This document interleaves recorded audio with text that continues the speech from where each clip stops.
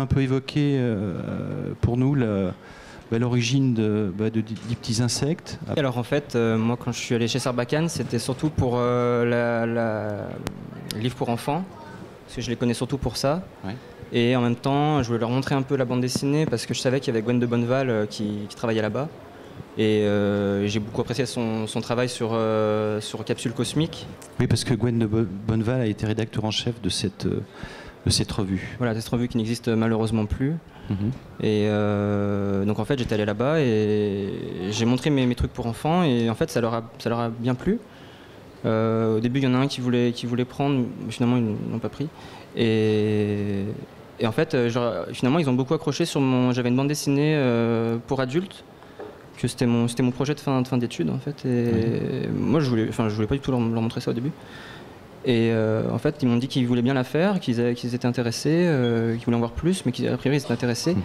Mais d'abord, en fait, ils m'ont dit on a un scénario de David Ecali que moi je connaissais pas avant.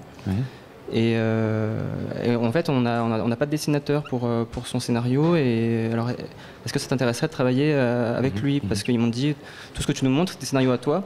C'est des histoires que tu fais toi, et est-ce que tu voudrais juste illustrer? J'ai dit que moi ça m'intéresserait bien de, pas juste illustrer, mais de collaborer avec quelqu'un d'autre. Et c'est quelque chose que j'aime bien faire, oui. Donc tu dis que tu ne connaissais pas David Ecali, alors est-ce que tu peux un peu le présenter maintenant que vous avez fait connaissance? Qui est David? C'est un auteur plus connu en Italie qu'en France. Oui, alors c'est un fameux auteur italien, surtout en jeunesse. Il fait un nombre incroyable de scénarios pour les livres pour enfants, et il fait de la bande dessinée aussi en Italie. Sa bande dessinée n'est pas en France, je crois. Non, il y a pour l'instant ces bandes dessinées n'ont pas encore été, à ma connaissance, traduites. Non. C'est une parenthèse. Et donc, j'ai regardé son scénario, et c'était plus un storyboard. Ça m'a beaucoup fait rire, et j'ai projeté en fait ce que je pourrais faire avec, comment on pourrait travailler ensemble. Je me suis dit c'était une très bonne base. Du coup, j'ai accepté de faire ça, et ça s'est calé avant ma bande dessinée adulte. J'ai fait d'abord des petits insectes. Et voilà, pendant une petite année, on a fait ça ensemble avec David. Et qu'est-ce qui t'a plu dans son idée, dans son scénario? Avec David, en fait, on s'est rendu compte qu'on avait le même humour. Et je l'ai senti en fait quand j'ai lu son truc.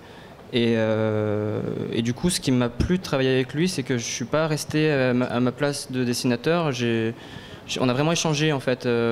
Lui d'ailleurs, il m'a proposé un storyboard un truc déjà dessiné, quoi. C'était pas juste des lignes de texte. Oui, je crois qu'il fonctionne comme ça, souvent avec proposition ça déjà c'était intéressant parce que je partais pas de rien. J'avais son truc que j'ai suivi plus ou moins, mais il y avait déjà des propositions d'images et de mouvements, de cadrage et tout.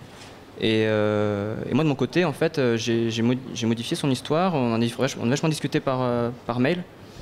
Et en échangeant comme ça, on a trouvé des nouvelles idées, on a trouvé des nouvelles blagues. J'ai changé des scènes, j'en ai rajouté d'autres, et trouvé des solutions à des petits problèmes qu'il y avait. Et on a vraiment fonctionné à deux sur le dessin et sur le scénario. Enfin, c'était vraiment il n'y a pas un illustrateur et un dessinateur. Au départ, en tout cas, l'idée est une sorte de parodie d'une enquête policière assez connue. Moi ça je m'en fichais en fait. J'aime pas les parodies. Je sais que le Deep Insect, le livre que j'ai fait, c'est une parodie, mais en fait moi j'aime pas ça. Mais là c'était très bien fait en fait. Si on connaît pas Agatha Christie, parce que c'est une parodie de Dix Petits Nègres. C'est pas vraiment une parodie en fait, c'est le principe de base de 10 personnages qui se retrouvent sur une île et qui sont coincés là pour le week-end, et il y en a un qui meurt.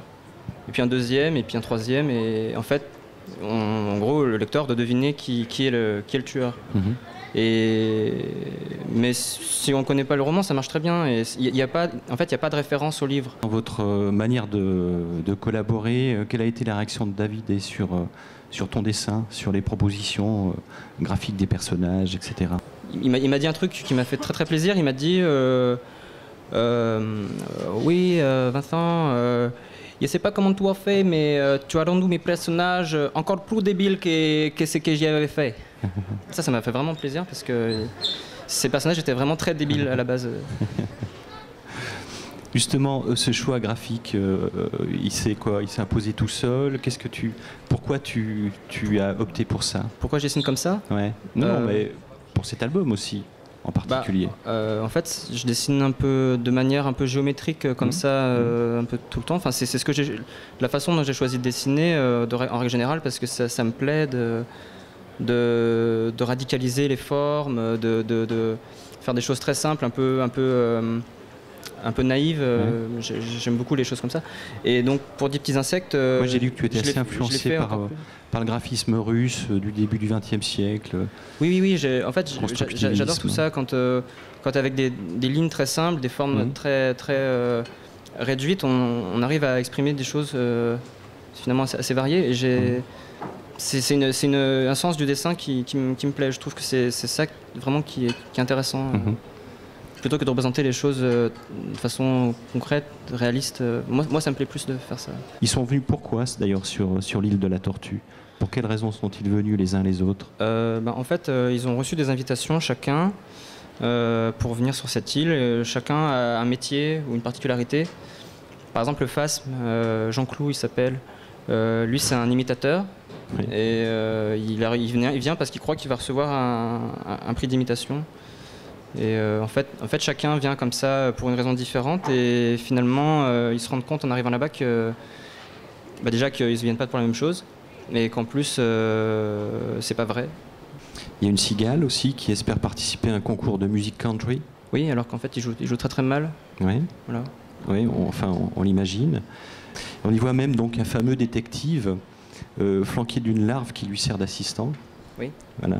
Qui est un peu le guide dans le récit. C'est un peu lui qu'on... Oui, finalement, c'est lui qui mène la barque du livre. C'est le personnage qui est le plus dessiné dans le livre. Et c'est vraiment lui qu'on suit le plus parce qu'il mène l'enquête. Mais finalement, c'est l'un des moins intelligents du livre. Oui. Et sa larve, enfin, je veux dire son assistant. Lui, il sert presque à rien. Il fait que dormir et il loupe tout ce qui se passe en fait. Il est complètement, il pense qu'à manger et dormir. Et c'est un personnage rigolo parce qu'il comprend pas tout ce qui se passe pendant tout ce séjour sur l'île de la Tortue. On imagine qu'on va s'enfermer dans un huis clos, dans ce fameux château, en tout cas pavillon sur l'île de la Tortue, et au final non, on s'en aperçoit même pas en tout cas. Non, mais en fait c'est très rigolo parce que on a fait aller les personnages, enfin ça va vraiment dans tous les sens, c'est un joyeux foutoir où ça se croise, ça revient dans des endroits qu'on est déjà allé, on va dans la jungle, on va dans des caves, on va dans le grenier, on va sur la plage, enfin ils n'arrêtent pas de bouger tout le temps, c'est un grand ouragan comme ça de personnages tout en couleurs qui vont de partout. Et alors qu'en fait c'est une enquête sur des gens qui sont enfermés sur une île, donc j'ai bien aimé faire ça. Ouais. Il y a aussi un autre élément qu'il faut souligner dans ton travail, c'est ta palette de couleurs. Enfin, moi je trouve c'est ce qu'on voit en premier lieu dans ton boulot. Tu parlais tout à l'heure de ta recherche de formes géométriques, etc. Mais il y a aussi le travail sur la couleur. Oui, j'ai beaucoup apprécié travailler sur la couleur pour cet album. C'est la première fois que je fais un album en couleur. Et oui, j'ai beaucoup travaillé sur les rapports de couleurs. J'essaie de faire un travail subtil, à la fois qui en même temps agressif quand même. Mettre des couleurs très très fortes, mais que ce soit pas gerbant quoi. Enfin, et à chaque fois suivant les scènes en fait, de trouver des manières de rendre l'histoire vive, en plus des mouvements des personnages qui sont déjà très vifs et je trouve ça, je suis content du résultat.